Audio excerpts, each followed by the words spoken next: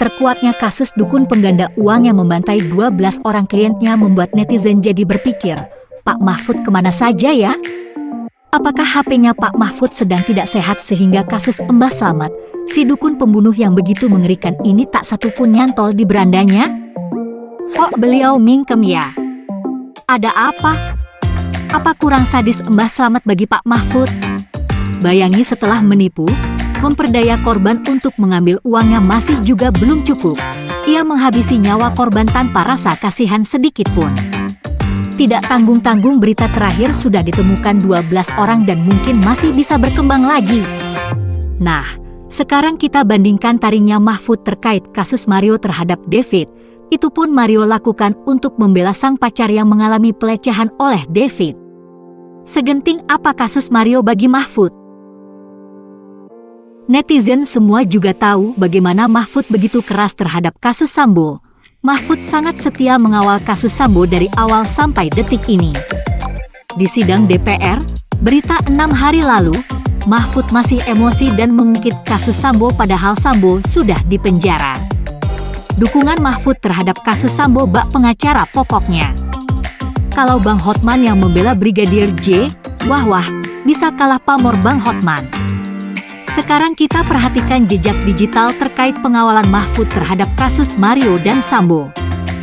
Kalau kamu scroll di YouTube atau di Google, hanya dengan mengetik tanggapan Mahfud terhadap kasus Sambo, maka akan keluar wajah Mahfud gak ada habis-habisnya, seperti iklan berjalan, sehingga ada pepatah yang beredar, di mana ada Sambo di situ ada Mahfud.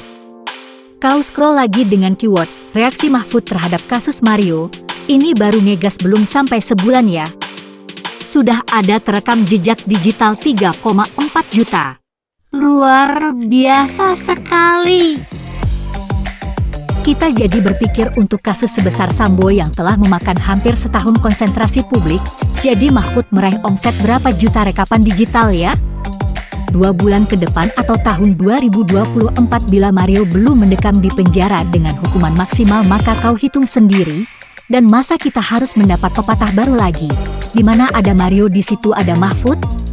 Tetapi anehnya dukungan yang begitu luar biasa besar kepada Sambo, kok sulit ditemukan ucapan sepatah kata ikut belasungkawa dari Mahfud, apalagi ungkapan merasa kehilangan atau kunjungan Mahfud kepada pihak keluarga Brigadir J, harusnya itu kan sejalan dengan niat baiknya membongkar kasus ini. Jadi, kayak gak konsisten gitu.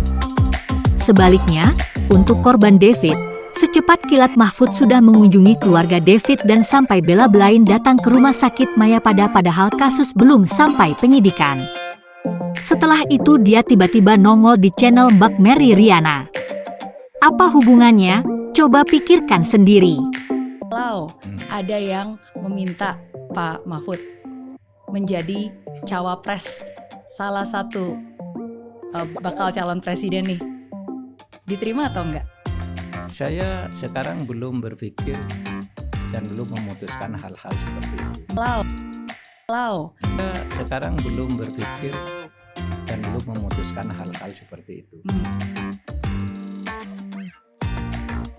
Saya sekarang belum berpikir dan belum memutuskan hal-hal seperti itu. Sekarang, mari kita benar-benar mendalami pertanyaan. Apa kurang sadis Mbah Slamet bagi Pak Mahfud?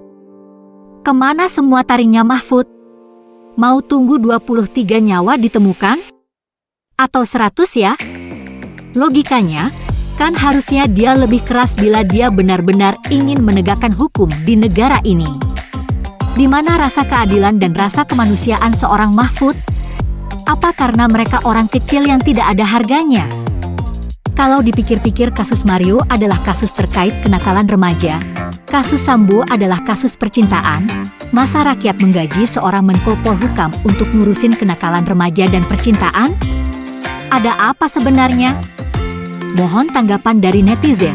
Apakah urusan kenakalan remaja dan percintaan telah menjadi job desk seorang Menko Polhukam? Apakah soal kenakalan remaja dan percintaan sudah dianggap membahayakan keamanan dan pertahanan negara? Bukankah ada kasus terorisme yang terus menghantui negara ini dan kasus terakhir terkait gejolak Papua yang sangat mengkhawatirkan? Itu kan tanggung jawab dan tugas intinya. Harusnya kan kita lebih banyak menemukan jejak digital Mahfud mengurusi hal beginian lebih banyak dibandingi urusin percintaan apalagi kenakalan remaja. Cobalah buka pikiranmu. Gali dari akar yang paling jernih dan dalami apa motif Mahfud yang sebenarnya. Netizen mencoba mencari benang merahnya dan sebenarnya belum mau mengaitkan sepak terjangnya terkait Pilpres 2024, walau itu sangat bisa sekali dikaitkan. Sebelum kita mengulik sepak terjang Mahfud dalam rangka curi perhatian untuk Pilpres 2024, maka untuk menanggapi stereotip yang sudah lama melekat padanya dan terus beredar dan telah menjadi rahasia umum bahwa Mahfud itu orangnya rasis. Netizen menilai karena sifat rasisnya itulah yang membuat dia berat sebelah dan memberi kesan tidak tulus serta oportunis. Jadi, kita berpikir-pikir lagi, keadilan bagi siapa yang sedang ia perjuangkan ya? Harap dicatat, ini semua bukan seperti sebuah kebetulan. Ingat Mario adalah seorang penganut non-muslim dan Sambo dan istrinya juga non-muslim. Keluarga Brigadir J juga adalah non-muslim dan sementara David adalah mualaf dan ayahnya mualaf juga. Kau sudah terbuka pikirannya? Sudah muden gak? Sudah temukan benang merahnya? Dukungannya terhadap kasus Mario dan Sambo yang begitu spektakuler adalah hasil dari dirinya yang masih rasis. Bila kita cermati dari hati yang jernih, seperti terasa ada yang tidak koheren, sangat menyolok sekali dia berat sebelah. Netizen menduga, apa karena saking rasisnya, dia seperti ingin meluapkan gairah kerohaniannya dengan memberi pelajaran dan menghajar Mario dan Sambo sedemikian rupa karena mereka non-muslim. Dan sementara terhadap kasus dukun pengganda uang atau pembunuh yang memutilasi 2 wanita dengan cara disemen di Bekasi yang sangat heboh itu, Mahfud seperti kehilangan selera, apa karena mereka dari kalangan dia sehingga bila ia mengekspos kasus itu maka sama halnya untuk mempermalukan dirinya. Makanya tidak heran netizen menilai Mahfud sangat over dan berat sebelah. Silakan didrekkan di sini dan cari jejak digitalnya dan coba cari reaksi Mahfud terhadap semua kasus kriminal atau perdata di negara 62 ini sejak ia menjabat sebagai Menko Polhukam dan temukan di mana posisi Mahfud dan mengapa Mahfud tebang pilih kasus. Harusnya kasus yang segenting Papua menjadi konsentrasi dia, karena ini jelas soal pertahanan dan keutuhan sebagai bangsa.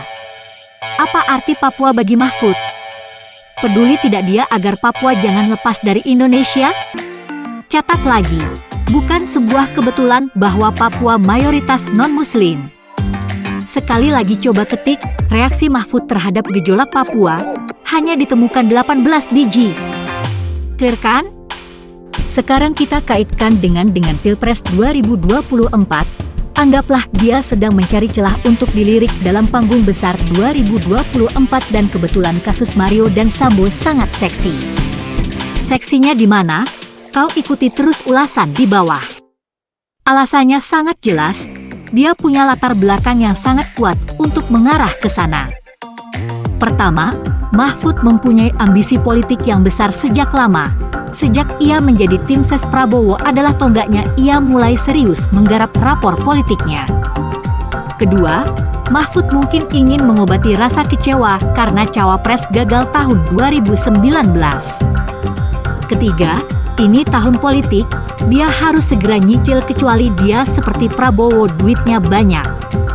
Keempat, ini yang paling genting dan penting bagi Mahfud dari semua urusan sepak terjang politiknya, bahwa Indonesia sedang dilanda tsunami murtad. Untuk seorang Mahfud yang begitu kuat agamanya pastilah dia ngeri juga. Kelima, ingat ayah David adalah pentolan Banser NU. Mungkinkah Mahfud begitu getol membela David untuk mendapat dukungan NU karena dia jelas bukan kader NU, jadi dia harus menunjukkan sikap membela NU, membela David adalah membela NU. Jangan lupa masih ada kasus Rafael, Bapak Mario. Mahfud sedang dan akan terus memberikan tekanan besar kepada KPK, Kejaksaan untuk kasus Rafael. Kalau kau tidak ingin mengaitkan Rafael adalah seorang non-muslim, tetapi nyatanya beliau adalah non-muslim. Mahfud rasis lagi atau mau pilpres? Atau sekali mendayung 2 pulau terlampaui? soal keyword Mahfud rasis, maka akan lebih mudah ditemukan bahwa Mahfud sangat tanggap terhadap istilah rasis untuk kaumnya saja, sementara jutaan rasisme yang justru dilakukan mayoritas terhadap minoritas jauh dari kepeduliannya. Hanya untuk kasus seorang dosen ITK yang mengomentari hijab seorang mahasiswi, Mahfud langsung angkat bicara. Tetapi soal laten dan jauh lebih besar di mana orang Tionghoa tidak boleh memiliki tanah yang jelas adalah tindakan nyata yang sangat-sangat rasis dan melanggar hukum, dia diam saja. Kita sangat mengerti perjalanan kemanusiaan seseorang yang dari sangat rasis bisa berubah menjadi sangat humanis setelah melewati serangkaian proses berpikir dan mengolah dalam kehidupan seseorang. Dalam sebuah seminar, Buya Syafi'i pernah diledekin mahasiswanya yang kebetulan mengetahui sepak terjangnya waktu beliau masih muda. Katanya Buya yang dulu rasis, pernah ikut demo mendukung intoleran di kampus tetapi kok bisa berubah drastis. Buya saat itu hanya senyum-senyum saja dan audiens yang mendengar juga tidak mempermasalahkan masa lalunya. Karena yang dilihat adalah ke depan. Dan dengar-dengar, katanya dulu Bang Ade Armando, sebelum dia bisa seperti sekarang membela minoritas, dia dulu juga suka rasis. Butuh usaha keras agar punya kemanusiaan yang berkemampuan menghargai kehidupan ini tanpa melihat agama, warna kulit, ras, suku dan golongan.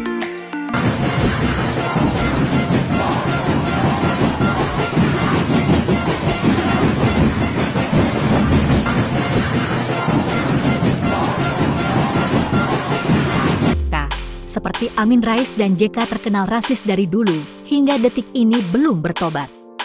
Mahfud kami nilai masih mencoba hati-hati karena dia ada kepentingan walau dia terlalu over untuk kasus Sambo dan Mario dan ini justru akan merugikan dirinya. Apakah Mahfud bisa lebih humanis suatu hari? Kita lihat saja.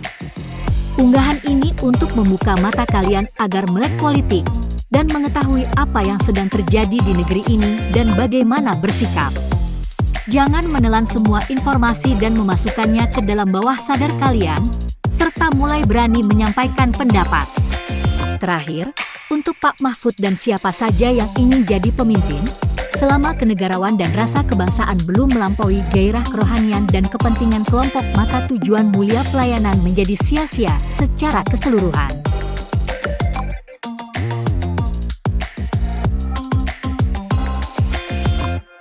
Terima kasih sudah mengikuti Serestrium. Bagikan, like dan tulis opinimu.